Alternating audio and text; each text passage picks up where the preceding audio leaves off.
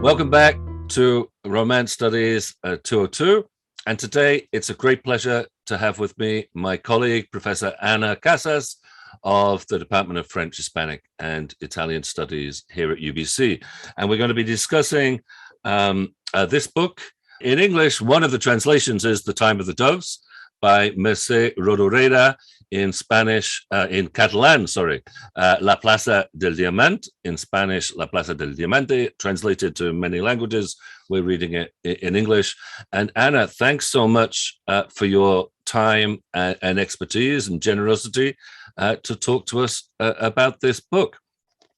I wonder perhaps you could... Thank you, John.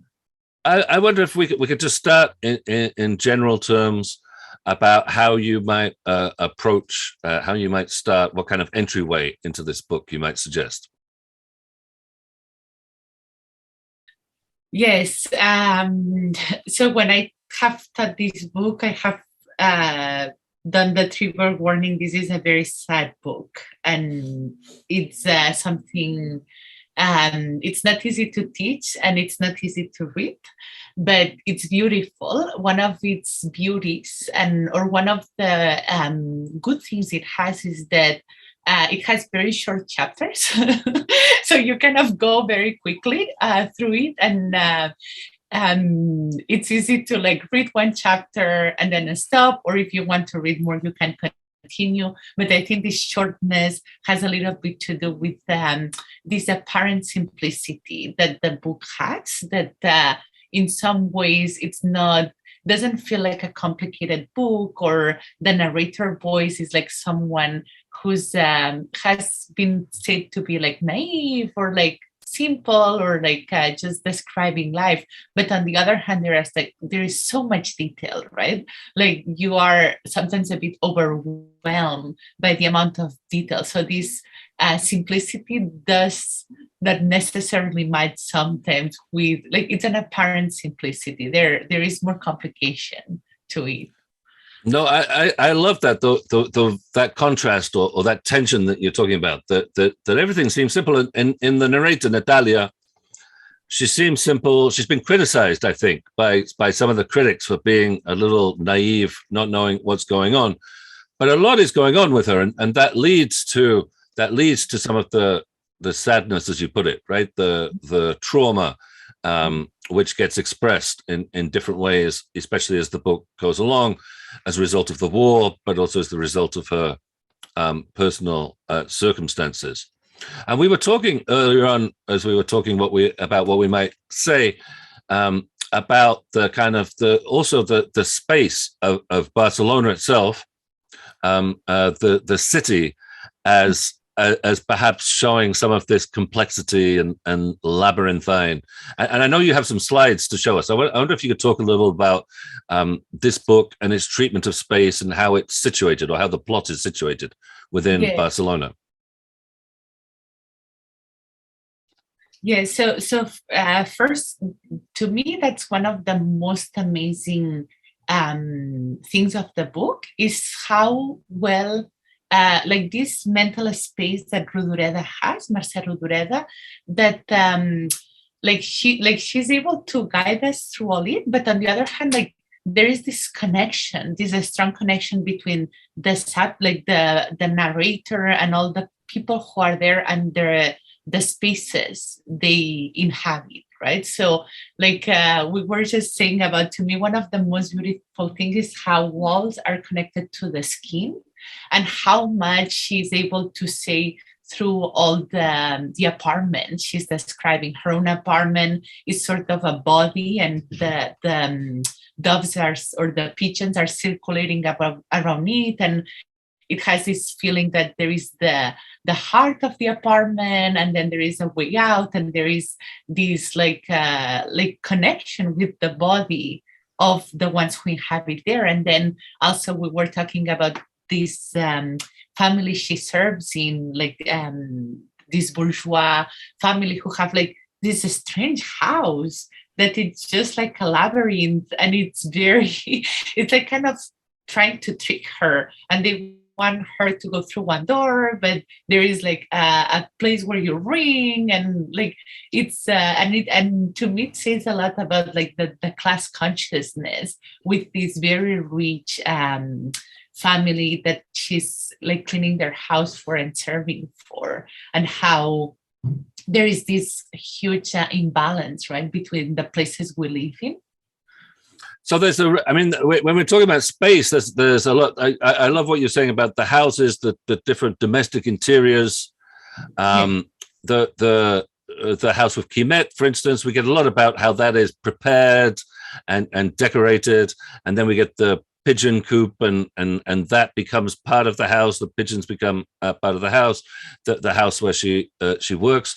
There's also the space of Barcelona, the streets, the shops, and so on, and the particular neighborhood in which it's set. Of course, again, the English translation we have is the time of the doves. So we're talking about time, but the Catalan original, it's referring to a place. It's referring to a square. It's referring to a city square in Barcelona. And we could also there's also the city and what surrounds it. Rural Catalonia, where the young boy, the son, is sent, for instance, and then of course Spain and Europe as a whole. But perhaps you could show us the slides that I know you've got about Barcelona.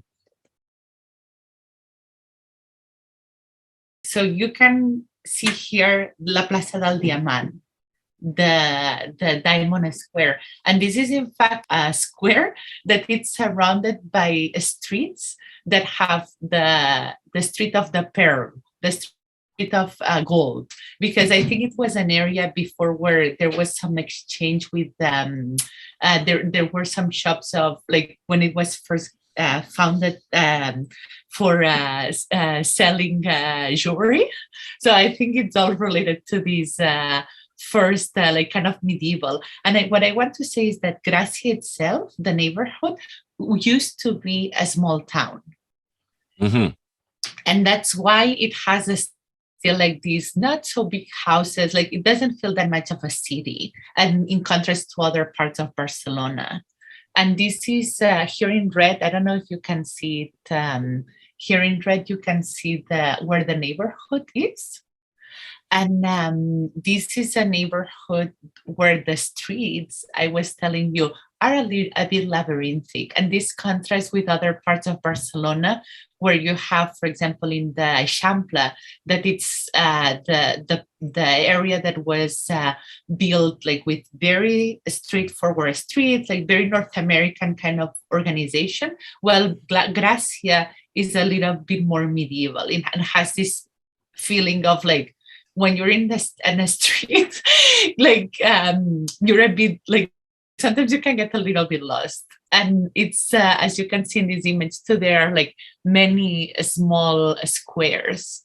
So that's something too that it's interesting, right? That it's not only La Plaza del Diamant that we have in this neighborhood. We have Plaça del Sol, Plaça de la Revolució, Plaça de la Virreina, Plaça de les Dones del 36, Plaça del Nord, and all these create like this sort of feeling of suddenly you have like a stop, like a bit like not a prison, but a break. And then you have all these smaller streets that are like creating the connections between the squares. No, I mean, that's my experience also in Barcelona, in that area. You know, you're sort of wandering through these quite small streets, and then suddenly you come out, right? Yes. There's a sudden opening, and then you return to the sort of constriction, which I don't know. There's ways in which perhaps something like that is also happening from the novel. Okay, so we're back in La Plaza del Diamant here, aren't we? Yes, and this is the sculpture they put there to commemorate the novel, and you can see the pigeons. And yes, what you say is completely correct. This feeling of incarceration and liberation, this feeling of being a bit lost and then suddenly having a break is something that it's in the neighborhood itself, right? And I think it's the narrator also goes through these moments in which she feels like in a funnel, like it's very hard for her to go through. And these are some images from the Festa Major da Gracia. So Gracia is a neighborhood too with a very, so not now anymore, because now it's a very expensive neighborhood. Like all the rich people want to live there because it's quiet. It has this flavor of a small neighborhood, but it used to be a class working neighborhood, right? And within this class working environment, and like being thought itself as a small village, they have this competition every month of August. So if you can go there on August, that it's the Fiesta Major, so the main festivity of the year, where they dress up the streets with these recycled materials and like a theme, and each street has a theme, and they compete between each other, but really the part is to go out and see all the streets, and then at night there are concerts. As the concert a little bit we start in the book. So I think that's also too, like, she has all these explanation and all these details about how La Plaza is really ornamented, and I think it has, like, you can go and see these today. It's not. And here we have the birds. Yes, well, those are a different kind, but yes, a different kind of birds. But that was something too we could talk about, right? This why is she choosing birds? You made the point earlier, which I hadn't made the connection, that this is the year before Hitchcock's film, yes, The Birds, right? In which the yes. birds are the birds kind of turn on the people, right? They become this threatening image. There's the poster. I haven't not read anything. That's something I have always wanted to write about. That, like, what a coincidence. In Rodoreda, the birds, the pigeons or doves, and we could talk about which is the better translation. They start off being, so they're domestic, right? Mm-hmm. And Quimet brings them into the home. They sort of they start to take over the home, and they start to take over. Perhaps Natalia, there's this quotation in which she says something like, "Everywhere I went, the buzzing of the birds in my head," and she starts to take revenge on them by shaking their eggs so that they won't they won't hatch. What do you see? I don't know. Is it symbolic, the symbolism of the birds, or the role of the birds, or the place of the birds in this book? Definitely, there is a lot of symbolism. I think it happens a little bit too with what I was saying about the architecture, right? That the borders of the self between Natalia and where she lives and with the people she lives are kind of a bit porous or not really fixed. So there is this feeling that sometimes the walls of the house are her skin. There is also this like a strong identification with the birds, like to start with the name, right? That the husband calls her Culumeta, and it's not the search identification from the self. It's something that it's kind of brought into her, and she needs to kind of deal with it. And to me, the most, and I was hearing what you said about the Agamben and the bear life, and to me, what is also most surprising is that why birds? We're not talking about mammals. We're talking about the animals that are kind of farthest to us. And I think there a bit of maybe an intertext with Kafka, and this idea of pushing the animality to the extreme, right? Like not only animals, but insects and birds and the ones that are maybe more far away. But the other part is that it's also cultural. Like Barcelona is a city with a lot of birds. And this idea of having birds and selling them was a business. Like when I told one day I was talking to my dad, and he did not read it as something special. It was just what some people will do, right? Like you will have maybe cats at home, or you will have dogs. It's interesting that, just to go back to how we started as well, right? In some ways, this is a very simple story about a young woman whose interests, are fairly superficial at first sight, right? She has a friend, and fashion and so on and so forth, pastry. She's not particularly interested in politics and so on. Whereas Quimet he gets mobilized and so on, and joins the militia. She's just trying to stay afloat and to manage the house, right? She's again part of the identification of the house. But she reaches these limit states, right? So these limit states of the limit between human and animal, as we're saying, again, not just any old animal, right? The birds, which just a year later Hitchcock would see as sort of turning against the human, this limit state of poverty and desperation, and where at this point at which she considers killing herself and her children. And also the strange scene in the church, if you remember, where she has this sort of vision. It's a kind of quasi-religious vision, but of a vengeful God. So whether it's because of the setting, perhaps, or the of the war, in part, isn't the book about how ordinary people are pushed, whether they like it or not, to these limits, and how they deal with that? Yes, and coming back to the birds, right? Like there are all these parallelisms. So she kills the birds' babies, no, and she's willing to kill her own babies. Like she's pushed by these kind of unconscious, very strong feelings, desires, I don't know, like emotions that are kind of quite negative and destructive, but a little bit to how the Spanish War has been read, right? Like as a country that kills its own children, like as a tension, familial tension that gets to the extreme of bloodlines getting completely mixed up with feelings and with passions and with like political ideals.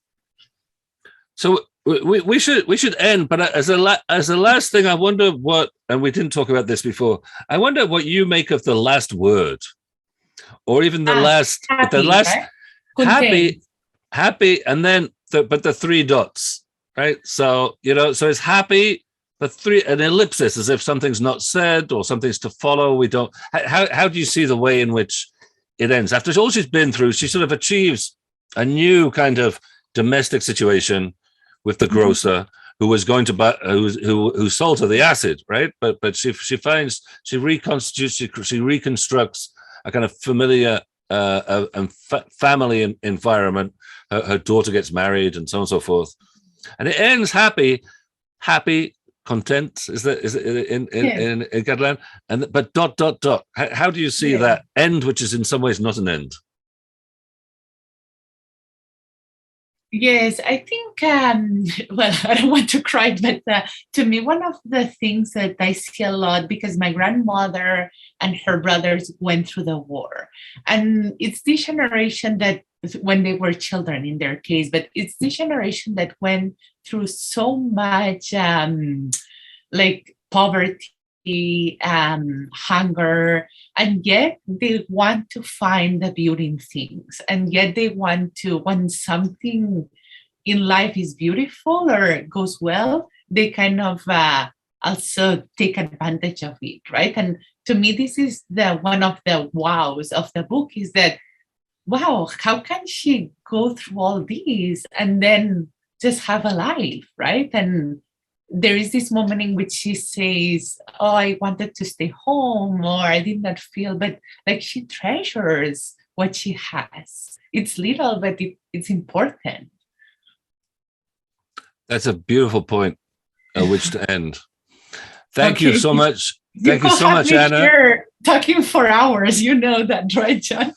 it's a fantastic book, and I thank you in part for insisting that I read it. So I should say that yes, it's Anna who was insisting on this, and I think it's great.